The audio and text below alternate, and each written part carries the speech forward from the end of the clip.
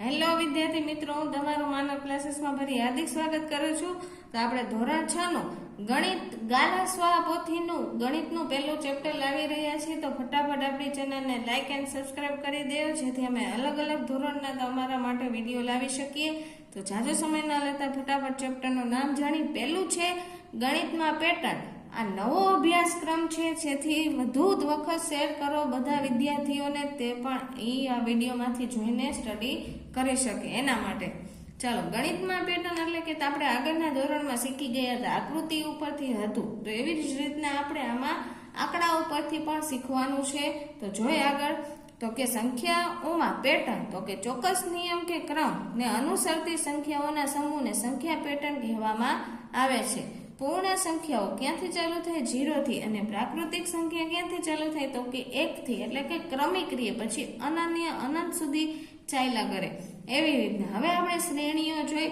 તો કે એકી સંખ્યા, જે આપણે નાના હતા ને ત્યારે શીખી ગયા, એવું આવતું કે એકી સંખ્યા ઉપર ત્રિકોણ કરવાનું, બેકી સંખ્યા ઉપર ગોળ. તો એ જ આપણે અહીંયા સંખ્યા રેખા ઉપયોગમાં લેવાની છે. એકી સંખ્યા એટલે કઈ? તો કે 1, 3, 5, 7, 9, 11, 13. ડોટ ડોટ એટલે કે આપણે હજી આગળ ચાલતું રહેવાનું જ છે.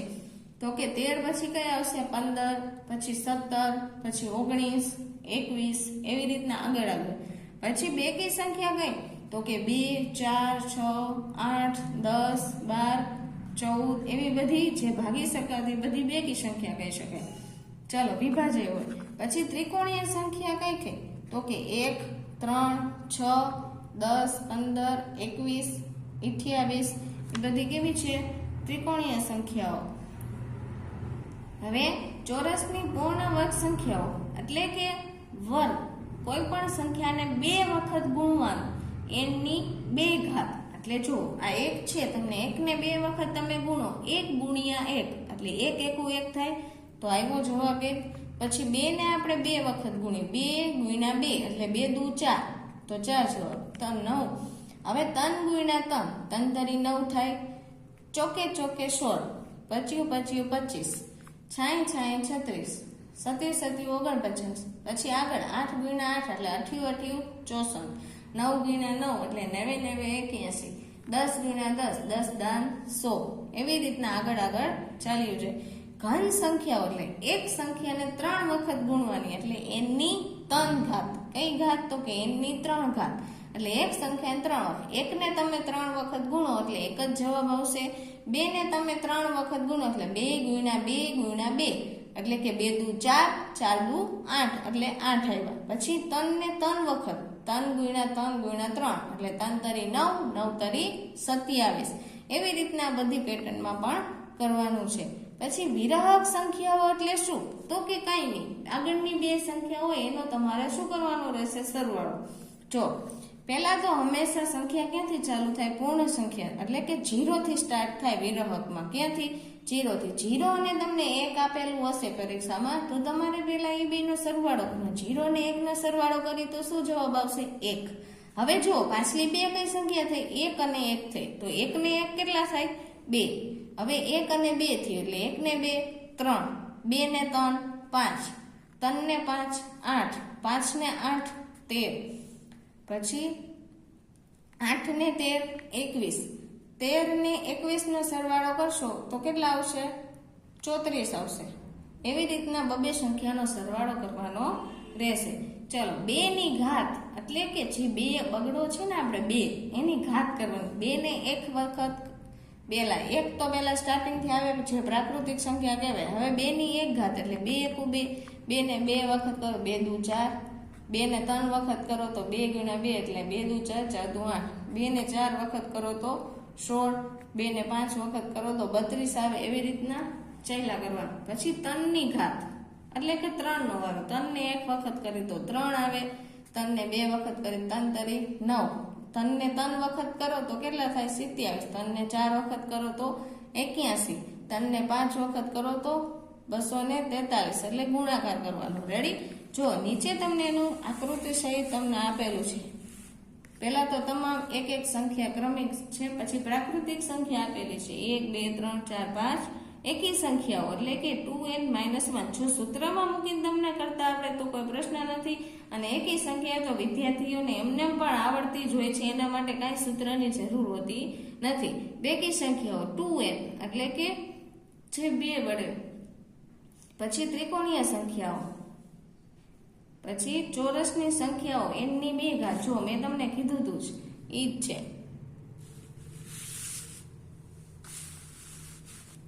પછી આ બધું ઘન સંખ્યા આપેલી છે એટલે એક સંખ્યાને 3 વખત ગુણવા. હવે નિયમિત બહુકોણો એટલે કે 3 હોય બાજુ એને ત્રિકોણ કહેવાય, 4 હોય એને ચતુષ્કોણ, 5 હોય એને પંચકોણ, 6 હોય એને ષષ્ઠકોણ, 7 હોય એને સપ્તકોણ, 8 હોય એને અષ્ટકોણ, 9 હોય એને નવકોણ, અને 10 હોય એને દસકોણ. નીચે ષષ્ઠકોણીય આપેલી છે જેમાં તમારે ફરજિયાત આ સૂત્ર યાદ રાખવાનું રહેશે, એના આધારે તમારે દાખલા કરવાના રહેશે જેથી આગળની શ્રેણી કમ્પ્લીટ થઈ શકે. એને H1 કહી શકાય, H2, H3 ને H4. પછી નીચે તમને ષષ્ઠકોણીય સંખ્યામાં આપેલું છે પાછું નવું સૂત્ર 1, 7, 19 ને 37 વાળી પેટર્નમાં. એ પણ તમારે ફરજિયાત યાદ રાખવાનું. 3n આ નિયમ છે, 3n કૌંસમાં n-1 + 1 એટલે જે સંખ્યા તમે લેવી n ની જગ્યાએ લઈ શકો, બરાબર. પછી એનો દાખલો ગણવાનો, જે સંખ્યા આવે એ તમારે અહીંયા આગળ લખવાની રહેશે. આમાં પણ એવું છે એકી સંખ્યા અને પૂર્ણ સંખ્યાઓ વચ્ચેનો તફાવત, તો કે એકી સંખ્યાનો સરવાળો કરતો જવાનો એટલે તમને ચોરસની સંખ્યા મળશે. શેની? પૂર્ણ વર્ગ ચોરસની સંખ્યા. જો એક એ તો કોમન છે, 1 + 3 કહી દે એટલે 4 એને, તો 4 કેનો વર્ગ છે? તો કે 2 નો. પછી 1 + 3 + 5 આ પેલી 3 એકી સંખ્યા એટલે કે 9 આવ્યો, એટલે 3 ની 2 ઘાત. આવું તમારે દાખલામાં પણ કરવાનું રહેશે જેથી ખાસ કરીને શીખી લેવું.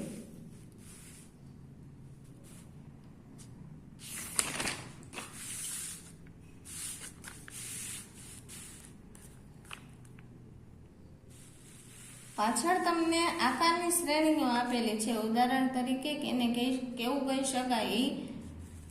પછી નિયમ પણ એમાં બાજુમાં લખેલા છે, સંપૂર્ણ આલેખ છે તો એનો નિયમ આ રહ્યો, n કૌંસમાં n-1 છેદમાં 2, n બરાબર kn ના શિરોબિંદુઓની સંખ્યા, kn એટલે k નો ઉલ્લેખ આપેલો છે. આ પણ તમારે શીખવાનું રહેશે કેમ કે એક એક શબ્દમાં ઉત્તર આપવાના કહેશે. જો એમ કહેશે કે ફોરમાં કેટલી રેખા છે એટલે તમારે રેખા ગણવાની, 1, 2, 3, 4, 5 ને 6. K5 માં કહીએ તો આ રેખાઓ ગણવાની, જેટલી લીટી હોય એ રેખા કહેવાય, બરાબર. તો ખાસ કરીને યાદ કરી લેવું, K2 માં કેટલી રેખા, K3 માં કેટલી, K4 માં કેટલી, K5 માં કેટલી, K6 માં કેટલી. ચાલો, એકબીજા પર ગોઠવાયેલા ચોરસ એટલે n ની 2 ઘાત, એટલે કઈ n ની 2 ઘાત વાળું હતું? તો કે ચોરસ પૂર્ણ વર્ગ સંખ્યા એટલે કે કોઈ પણ સંખ્યાને 2 વખત ગુણવાનું. જો એક ને તમે 2 વખત ગુણો એટલે 1 જ આવે, એટલે 1 ચોરસ. 2 ને તમે 2 વખત ગુણો એટલે 4 આવે, એટલે 4 ચોરસ કર્યા. 3 ને તમે 2 વખત કરો એટલે 3 તરી કેટલા થાય? 9, તો 9 ચોરસ છે.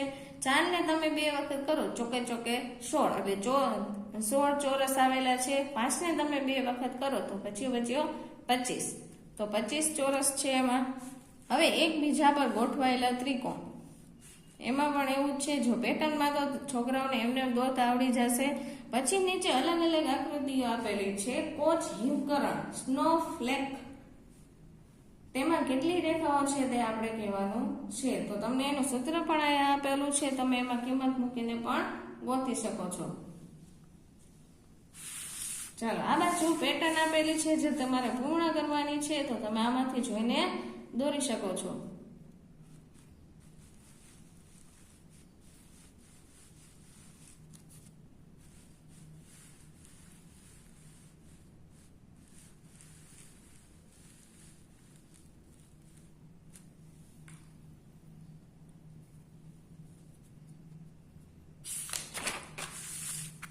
પછી પ્રશ્ન નંબર 2 માં એ જ પેટર્ન આપેલી છે.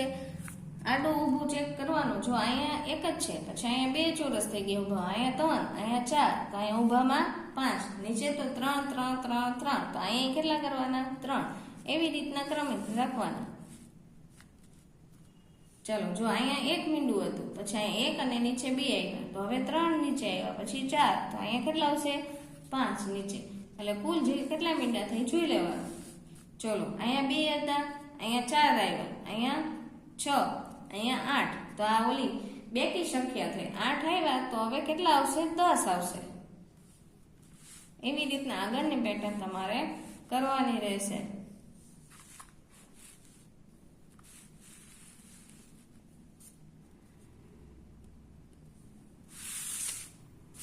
ચલો આમાં તો પહેલી પેટર્ન સાવ સહેલી છે. 1 2 3 4 અને 5 એટલે કે ક્રમિક છે, પ્રાકૃતિક સંખ્યા આપેલી છે. બીજી કઈ છે તો કે ત્રિકોણીય સંખ્યા શ્રેણી આપેલી છે.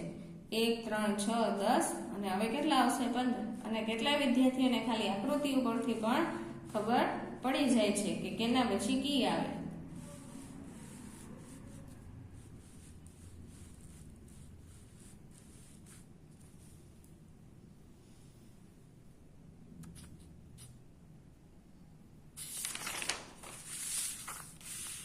ચાલો આમાં ચોરસ વાળી પેટર્નો આપેલી છે.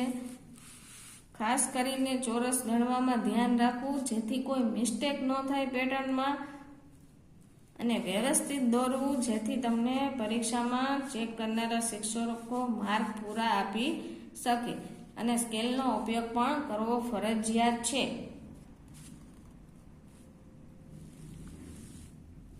અને છેલ્લી આકૃતિમાં તમને મીંડા સહિત દોરવાનું કીધું, એટલે મીંડા પણ દેખાવા જોઈએ તમે દોરો ત્યારે, જેથી એ આકૃતિ પેટર્ન પૂરી થઈ શકે.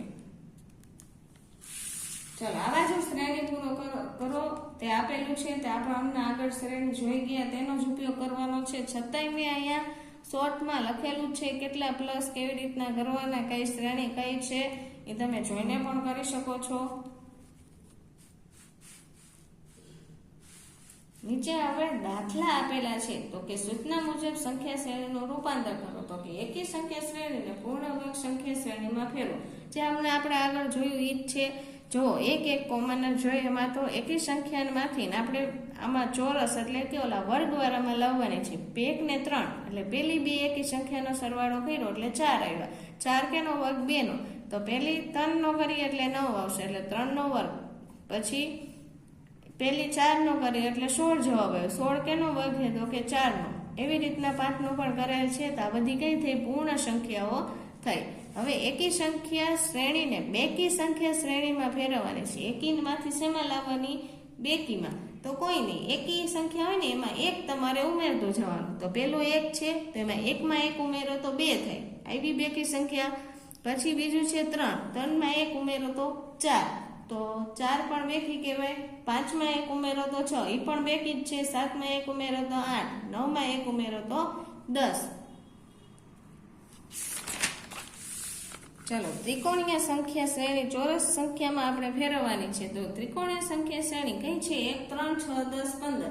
ત્રિકોણીય સંખ્યાનો સરવાળો કરવાનો એટલે 1 + 3. પેલી 2 નો કર્યો એટલે 4 આવ્યા. તો કેનો વર્ગ થયો? 2 નો વર્ગ. પછી 1 પછી 3 પછી 2 નો લાસ્ટ નો કરવાનો. 3 અને 6 નો કરો એટલે 9.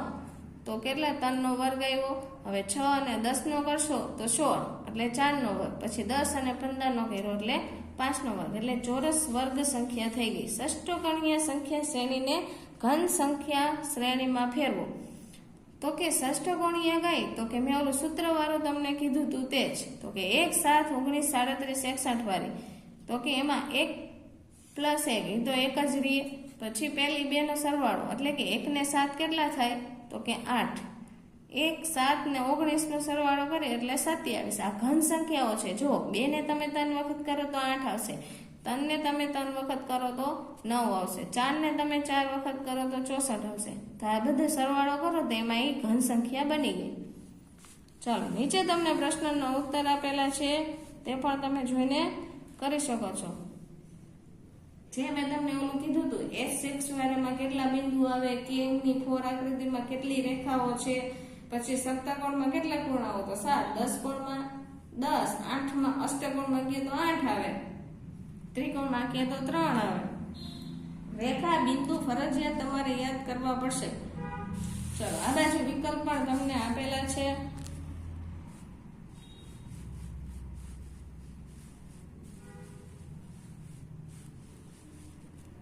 જે વિકલ્પ પણ બધા શ્રેણી ઉપરથી જ છે. નીચે એના ઉપરથી ખરા ખોટા પણ છે, જેથી શ્રેણી જો સરખી તમને આવડી જશે તો તમને આખું ચેપ્ટર એમને આવડી જશે.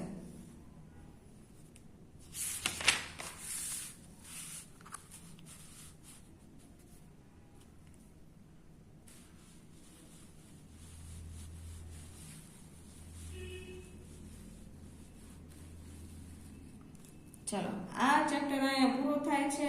તો ખાસ કરીને તમારા ફ્રેન્ડને પણ શેર કરો, તેથી નવા અભ્યાસક્રમ પ્રમાણે છે એટલે તેને પણ આવડી જાય, અને તેને પણ કહો લાઈક એન્ડ સબસ્ક્રાઇબ કરવાનું, જેથી દરેક વિડીયો અમારા તેની પાસે પહોંચી શકે, અને તમે પણ લાઈક એન્ડ સબસ્ક્રાઇબ કરી દો અને વધુ વખત શેર કરો એવી અમે આશા રાખીએ છીએ.